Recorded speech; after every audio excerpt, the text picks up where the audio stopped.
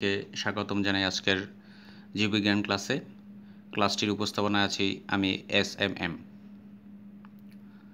আজকে তোমাদের জীববিজ্ঞান বিষয়ের ষষ্ঠ অধ্যায় জীবে পরিবহন তার কিছু বিষয় আলোচনা করব। তাহলে আমাদের আজকের পাঠ উদ্ভিদ ও পানির সম্পর্ক। এই পাঠ শেষে তোমরা উদ্ভিদ দেহে পানির প্রয়োজনীয়তা ব্যাখ্যা করতে পারবে, ইনভিউভেশন কী বলতে পারবে, ব্যাপন ও অভিস্রবণ সম্পর্কে জানতে পারবে। আচ্ছা, আমরা আলোচনা প্রথমেই জানব যে পানির অপর নাম জীবন, কিন্তু কেন? যদি প্রশ্ন করা হয় যে পানির অপর নাম জীবন, তাহলে তুমি কি বলবা? তোমরা এটা জানার জন্য তোমাদেরকে প্রথমে একটা তথ্য দিই যে আমাদের প্রোটোপ্লাজমে তোমার 90% হচ্ছে পানি থাকে, তাহলে 90% পানি হচ্ছে প্রোটোপ্লাজমের অন্তর্ভুক্ত। আর প্রোটোপ্লাজম কোষের কি উপাদান দ্বারা গঠিত একটু জেনে নাও। প্রোটোপ্লাজম হচ্ছে প্লাজমা মেমব্রেন, সাইটোপ্লাজম ও সাইটোপ্লাজমীয় অঙ্গাণু এবং নিউক্লিয়াস, এগুলাকে একত্রে বলা হবে কি প্রোটোপ্লাজম। তাহলে তোমরা নিশ্চয়ই বুঝতে পারতেছো যে প্লাজমা মেমব্রেন, সাইটোপ্লাজম ও সাইটোপ্লাজমীয় অঙ্গাণু আর হচ্ছে নিউক্লিয়াস, এগুলো ছাড়া কি তোমার কোষ চিন্তাও করা যায় না। তাহলে কোষ অকল্পনীয় হচ্ছে প্রোটোপ্লাজম ছাড়া। আবার কোষ হচ্ছে জীবদেহের গঠন ও কার্যিক একক। তাহলে যদি একটা জীবের গাঠনিক এবং কার্যিক একক হয় কোষ, সেক্ষেত্রে জীবটা যদি এককোষী হোক আর বহুকোষী হোক, তাহলে ওই কোষ ছাড়া কিন্তু জীবকে চিন্তাও করা যায় না। আবার কোষের ক্ষেত্রে দেখা যাচ্ছে যে প্রোটোপ্লাজমে তোমার 90%ই পানি থাকে। তাহলে পানি ছাড়া কি তোমার প্রোটোপ্লাজমের তোমার গঠনটা কিন্তু ফুলফিল হবে না। প্রোটোপ্লাজমের যে উপাদান, ওই উপাদানটা কিন্তু তোমার সম্পূর্ণ হবে না। তাইলে আমরা এই জন্য বলতে পারি যে প্রোটোপ্লাজম হচ্ছে তোমার কোষের সবচেয়ে বড় অংশ জুড়ে থাকে, যেখানে জড় উপাদান কোষের যে কোষ প্রাচীর, ওই কোষ প্রাচীর ছাড়া জীবন্ত উপাদান যেগুলো আছে সবগুলো উপাদান হচ্ছে কি প্রোটোপ্লাজমের অন্তর্ভুক্ত, এবং প্রোটোপ্লাজমের মধ্যে তোমার 90% পানি থাকে। এজন্য আমরা বলতে পারি যে পানির অপর নাম জীবন। আচ্ছা, এবার আমরা জেনে নেই উদ্ভিদ দেহে পানির প্রয়োজনীয়তা কী। তাহলে উদ্ভিদ একটা কি জীব, তাহলে তার ক্ষেত্রেও তো পানির প্রয়োজনীয়তা আছে। তাহলে উদ্ভিদদের জন্য কি প্রয়োজন আছে পানির? প্রথম হচ্ছে প্রোটোপ্লাজমের জন্য পানি, এটা প্রয়োজন হয়। এখানে আমরা একটু আগে বলেছিলাম কি যে তোমার প্রোটোপ্লাজমে তোমার 90% থাকে পানি। এখন যদি পানি তোমার কমে যায়, তাহলে দেখা যাবে যে প্রোটোপ্লাজমটা সংকুচিত হয়ে যাবে। আর পানি যদি তোমার সরবরাহ না থাকে প্রোটোপ্লাজমে, তাহলে দেখা যাবে যে ওই প্রোটোপ্লাজমটা সংকুচিত হয়ে ধীরে ধীরে কোষটি মারা যাবে।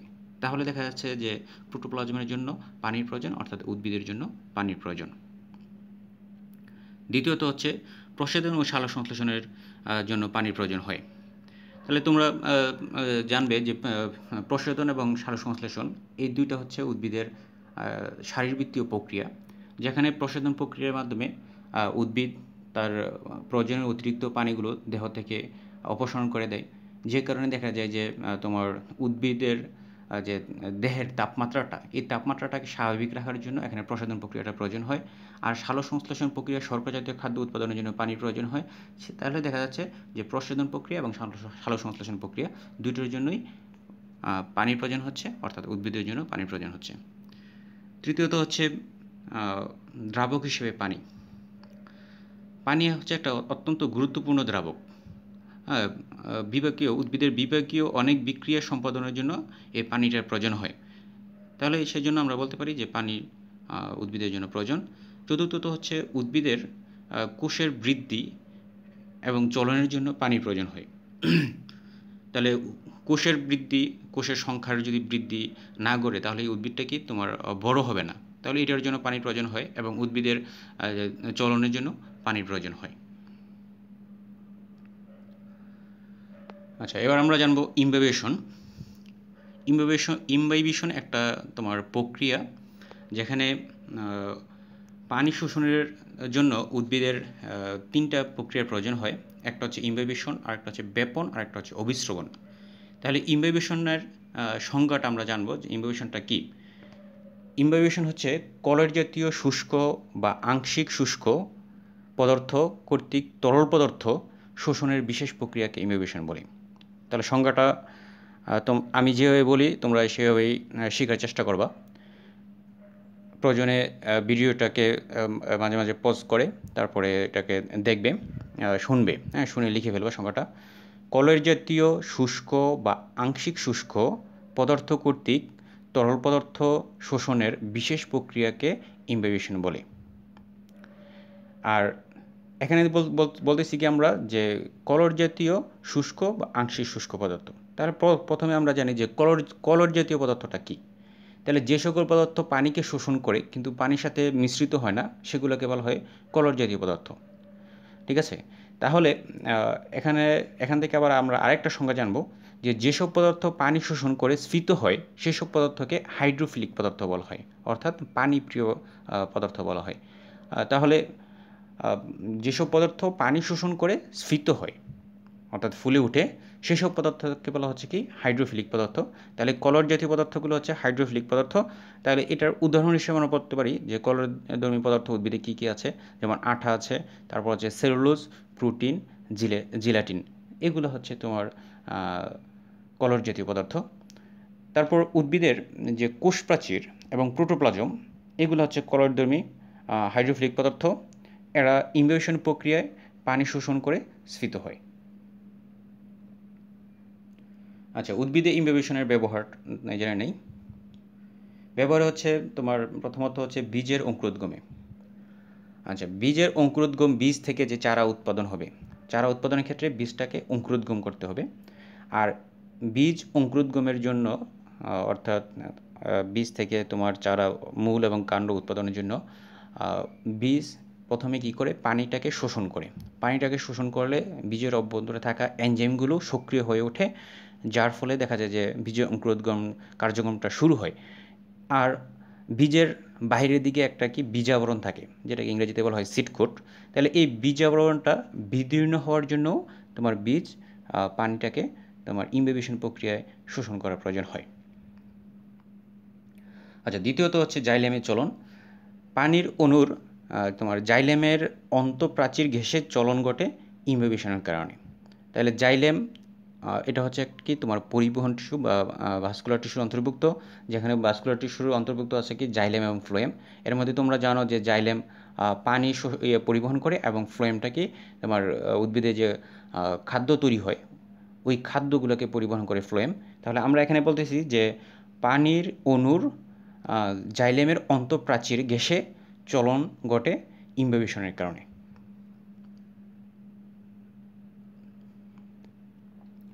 আচ্ছা, তারপরে আমরা জানবো বেপন কি, বেপনের সংজ্ঞাটা জানবো।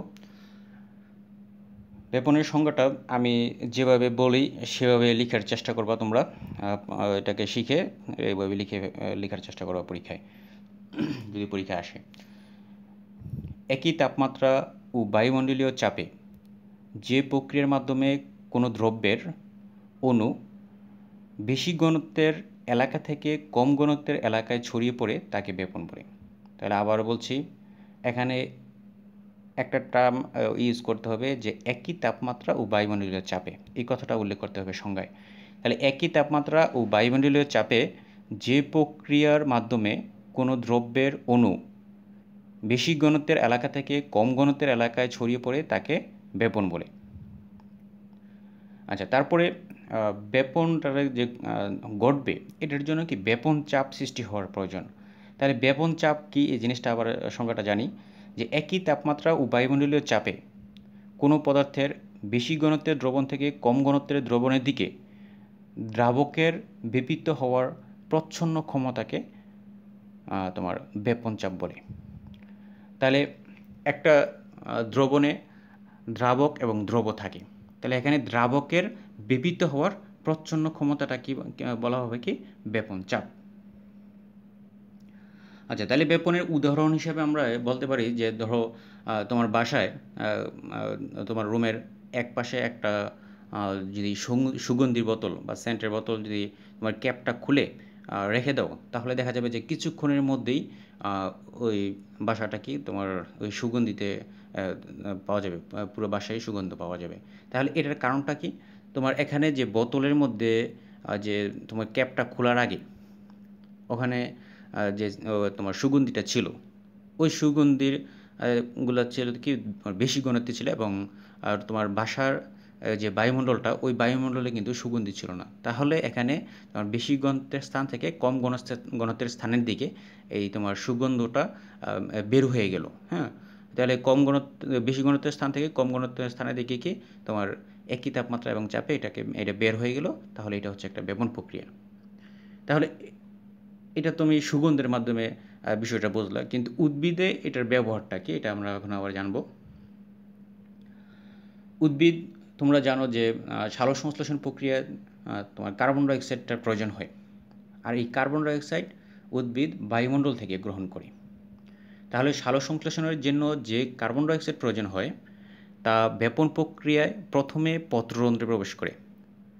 তাহলে পত্ররন্ধ্রে যেগুলো থাকবে পাতার মধ্যে, এই পত্ররন্ধ্রে প্রবেশ করবে ওই পরিবেশ থেকে কার্বন ডাইঅক্সাইড বেপন প্রক্রিয়ায়। তারপরে আবার এই একই বেপন প্রক্রিয়ার মাধ্যমে দেখা যাবে যে কোষের অভ্যন্তরে প্রবেশ করবে, এবং কোষের অভ্যন্তরে প্রবেশ করলে যাবে কোথায়? কোষের ক্লোরোপ্লাস্টে, এবং ক্লোরোপ্লাস্টে তোমরা জানো যে সালোকসংশ্লেষণ প্রক্রিয়াটা ঘটে ক্লোরোফিল নামক রঞ্জকের উপস্থিতিতে।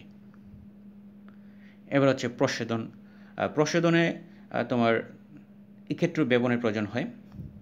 আর প্রস্বেদন প্রক্রিয়ায় তোমরা জানো যে পানি জলীয় বাষ্প আকারে উদ্ভিদ দেহ থেকে পরিবেশে যায়। এক্ষেত্রেও উদ্ভিদ থেকে পরিবেশে জলীয় বাষ্প বেপন প্রক্রিয়ায় ব্যয় হয়। তাহলে এখানে খেয়াল রাখতে হবে যে প্রস্বেদন প্রক্রিয়ার ক্ষেত্রে উদ্ভিদ দেহ থেকে পরিবেশে জলীয় বাষ্পটা কী হবে? বেপন প্রক্রিয়ায় বের হয়ে যাবে। তাহলে দেখা যাচ্ছে যে এখানে সালোকসংশ্লেষণের জন্য যে প্রয়োজনীয় যে কার্বন ডাইঅক্সাইড, সেটা বায়ুমণ্ডল থেকে বা পরিবেশ থেকে উদ্ভিদের তোমার পত্ররন্ধ্রের মাধ্যমে তোমার কোষের অভ্যন্তরে প্রবেশ করতেছে বেপন প্রক্রিয়ায়। আরেকটা হচ্ছে উদ্ভিদের দেহের অভ্যন্তর থেকে তোমার যে পানি, প্রয়োজনীয় অতিরিক্ত পানি, সেটা জলীয় বাষ্প আকারে প্রস্বেদন প্রক্রিয়া যেটাকে আমরা বলি, ওইটা বের হয়ে যাচ্ছে। এখানে আসলে বেপন প্রক্রিয়াটা চলতেছে, যে কারণে জলীয় বাষ্প আকারে পানিটা বের হয়ে যাচ্ছে উদ্ভিদের দেহ থেকে। আচ্ছা, তারপর আমরা জানবো অভিস্রবণ। অভিস্রবণ কি? অভিস্রবণের সংজ্ঞাটা আমরা প্রথমে জেনে নেই। একই দ্রব ও দ্রাবক বিশিষ্ট দুটি ভিন্ন ঘনত্বের দ্রবণ একটি বৈষম্যবদ্ধ পর্দা দ্বারা পাশাপাশি পৃথক থাকলে দ্রাবক পদার্থ যে প্রক্রিয়ায় তার বেশি ঘনত্বের এলাকা থেকে কম ঘনত্বের এলাকার দিকে পরিবাহিত হয় তাকে অভিস্রবণ বলে। যে সংজ্ঞাটা আবারও বলি আমি। একই দ্রব ও দ্রাবক বিশিষ্ট দুটি ভিন্ন ঘনত্বের দ্রবণ একটি বৈষম্যবদ্ধ পর্দা দ্বারা পাশাপাশি পৃথক থাকলে দ্রাবক পদার্থ যে প্রক্রিয়ায় তার বেশি ঘনত্বের এলাকা থেকে কম ঘনত্বের এলাকার দিকে প্রবাহিত হয় তাকে অভিস্রবণ বলে। তাহলে এখানে কন্ডিশন হচ্ছে কি তোমার একটা কন্ডিশন হচ্ছে বৈষম্যবদ্ধ পর্দা থাকতে হবে, আর দ্বিতীয় কন্ডিশন হচ্ছে তোমার বেশি ঘনত্বের থেকে কি কম ঘনত্ব এলাকার দিকে তোমার দ্রাবক পদার্থটা প্রবাহিত হবে, তাহলে সেটাকে আমরা বলবো অভিস্রবণ। আচ্ছা, দ্রাবক পদার্থ যদি পানি হয়, পানি হলে তাহলে দেখা যাবে যে একটা দ্রবণে যদি পানির পরিমাণ বেশি হয় এবং অন্য আরেকটা দ্রবণে যদি পানির পরিমাণ কম থাকে, তাহলে পানি কম দ্রবণ থেকে যে পানি যে প্রথম দ্রবণটা, অর্থাৎ যে পানির পরিমাণটা যেটা বেশি ছিল, ওই দ্রবণ থেকে দ্বিতীয় দ্রবণে যেখানে পানির পরিমাণ কম সেদিকে যাবে। তাহলে এখানে কারণটা কি দেখো, যে দ্রবণের মধ্যে পানির পরিমাণটা বেশি ছিল, দুইটা দ্রবণ, একটা দ্রবণ হচ্ছে কি তোমার বেশি পানি আছে, আর একটা দ্রবণ হচ্ছে কম পানি আছে, এবং মাঝে আছে কি বৈষম্যবদ্ধ পর্দা। তাহলে যে দ্রবণটাতে পানির পরিমাণটা বেশি ছিল ওই দ্রবণ থেকে তোমার যে দ্রবণে পানির পরিমাণ কম আছে ওই দ্রবণের দিকে যাবে। তাহলে এখানে দ্রাবক হিসেবে কাজ করতেছে কি পানি। তাহলে পানির তোমার প্রথম যে দ্রবণটা বললাম যে এখানে পানির পরিমাণ বেশি, এখানে দেখা যাচ্ছে যে পানির অণুর ঘনত্বটা বেশি হওয়ার কারণে এই দ্রবণ থেকে তোমার যেখানে পানির পরিমাণ কম সেখানে পানির অণুর ঘনত্ব কম, সেদিকে প্রবাহিত হচ্ছে এবং মাঝখানে থাকতেছে কি একটা বৈষম্যবদ্ধ পর্দা, তাহলে সেটা একটা হবে একটা অবিশ্রবণ প্রক্রিয়া। আচ্ছা, এটা উদাহরণ হিসেবে আমরা বলতে পারি, ধরো একটা কিসমিস, কিসমিস সাধারণত কি তোমার চুপসে থাকে, তাহলে এই কিসমিসকে যদি তুমি একটা গ্লাসে পানির মধ্যে রাখো, হ্যাঁ, তাহলে দেখা যাবে যে পানি গ্রহণ করে বা পানি শুষে নিয়ে কিসমিসটা কি আস্তে আস্তে তোমার ফুলে উঠবে এবং টসটসে হবে। তাহলে এটার কারণটা কি দেখো, এখানে কিসমিসের অভ্যন্তরে ওটা কিন্তু তোমার একবারে অনেকটা সংকুচিত অবস্থায় থাকে প্রোটোপ্লাজম, তার কারণ হচ্ছে এখানে পানির অণুর পরিমাণটা কম থাকে। আর যে গ্লাসের মধ্যে তুমি পানিটা ঢেলেছিলা সেই গ্লাসের মধ্যে কে তুমি কিসমিসটা দিয়েছো, তাহলে গ্লাসের পানিতে পানির অণুর ঘনত্বটা বেশি, আবার হচ্ছে কি তোমার কিসমিস যেটা চুপসে ছিল সেটাতে পানির অণুর ঘনত্বটা কম ছিল, যে কারণে দেখা যাবে যে তোমার গ্লাসের পানি এগুলো কিসমিসের অভ্যন্তরে প্রবেশ করবে, কেননা কিসমিসের অভ্যন্তরে পানির ঘনত্বটা কম। তাহলে আমরা বলতে পারি যে অধিক ঘন অবস্থা থেকে কি পানির অণুগুলো কম ঘন দিকে প্রবাহিত হলো। আবার যদি এরকম হয় যে তুমি তোমার এভাবে একটা কিসমিসকে স্ফীত করার পর তারপরে তুমি অধিক ঘন চিনি দ্রবণে তুমি ওই কিসমিসটাকে, অর্থাৎ টসটসে ফুলে থাকা কিসমিসটাকে তুমি রাখলা এবার একটা অধিক ঘন চিনি দ্রবণে, তাহলে দেখা যাবে যে অধিক ঘন চিনি দ্রবণে যদি পানির অণুর পরিমাণটা কম থাকে এবং কিসমিসের অভ্যন্তরে পানির অণুর পরিমাণটা ঘনত্বটা বেশি থাকে, তাহলে দেখা যাবে যে কিসমিস থেকে পানি এবার চিনির দ্রবণে প্রবেশ করবে। এর ফলে দেখা যাবে যে কিসমিসটা ধীরে ধীরে কী হবে তোমার আবার চুপসে যাবে। তাহলে এখানে আমরা এভাবে বলতে পারি যে অবিশ্রবণের ক্ষেত্রে হবে কি দ্রাবক অধিক ঘন অবস্থা থেকে কম ঘন অবস্থার দিকে প্রবাহিত হয়। আচ্ছা, এবার আমরা জানবো যে উদ্ভিদে অবিশ্রবণের ব্যবহার।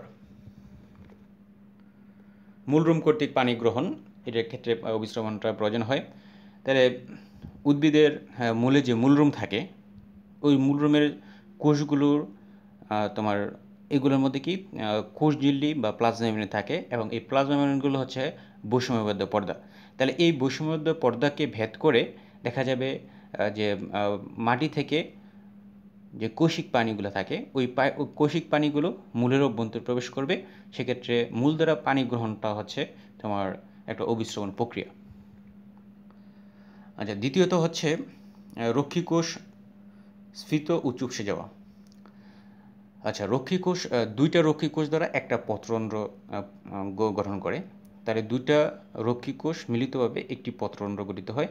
যখন রক্ষীকোষ দুইটা স্ফীত হয় তখন পত্ররন্ধ্রটা উন্মুক্ত হয় এবং যখন রক্ষীকোষ দুইটা চুপসে যায় তখন পত্ররন্ধ্র বন্ধ হয়। আর এই পত্ররন্ধ্র দিয়ে কিন্তু তোমার প্রস্বেদনের অধিকাংশ পানি জলীয় বাষ্প আকারে বের হয়ে যায়।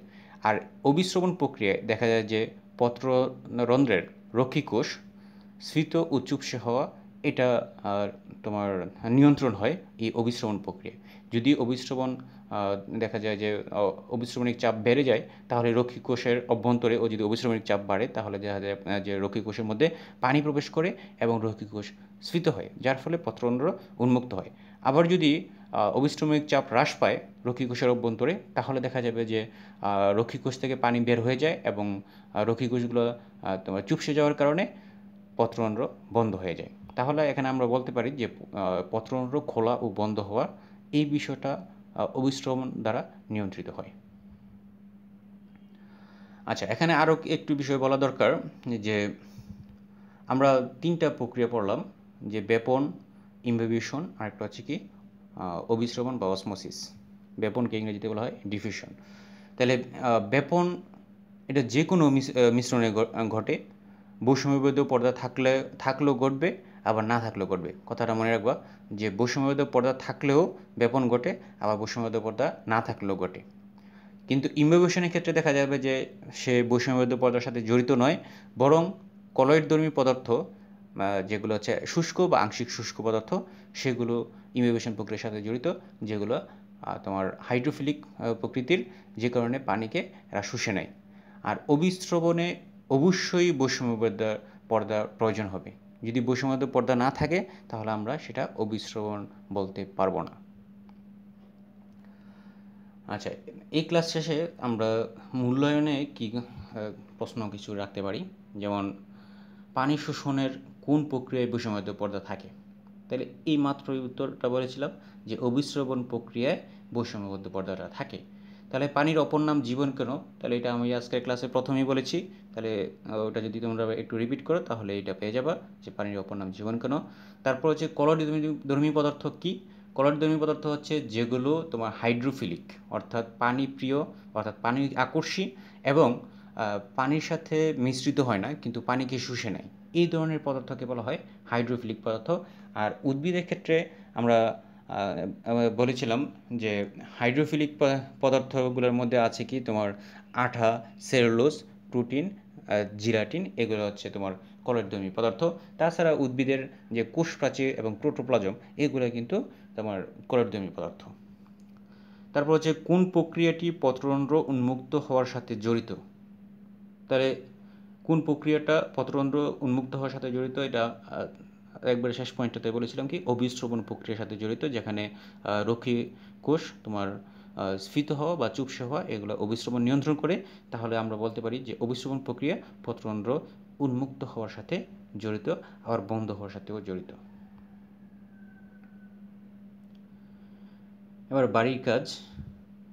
বাড়ির কাজে আজকে ক্লাসে যে কয়েকটা বিষয় আলোচনা করেছি, যে পানির অপর নাম জীবন কেন, তারপর হচ্ছে উদ্ভিদের দেহের পানির প্রয়োজনীয়তা কী, এগুলো আলোচনা করেছি। তারপর ইনহিবিশনের সংজ্ঞা বলেছি, তারপরে উদাহরণ বলেছি, ব্যাখ্যা বলেছি, ব্যবহার বলেছি, তারপরে ব্যাপনের ক্ষেত্রে সংজ্ঞা বলেছি, উদাহরণ বলেছি, তারপর ব্যবহার বলেছি, অভিস্রবণের সংজ্ঞা, তারপর উদাহরণ এবং অভিস্রবণের ব্যবহার। আর হচ্ছে তোমার ব্যাপনের ক্ষেত্রে আমি বলেছিলাম কি যে বৈষম্যবদ্ধ পর্দা থাকলেও ঘটবে, না থাকলেও ঘটবে, এই কথাটা মনে রাখতে হবে। ইনহিবিশনের ক্ষেত্রে বৈষম্যবদ্ধ পর্দাটা জড়িত নয়, এটা খেয়াল রাখতে হবে।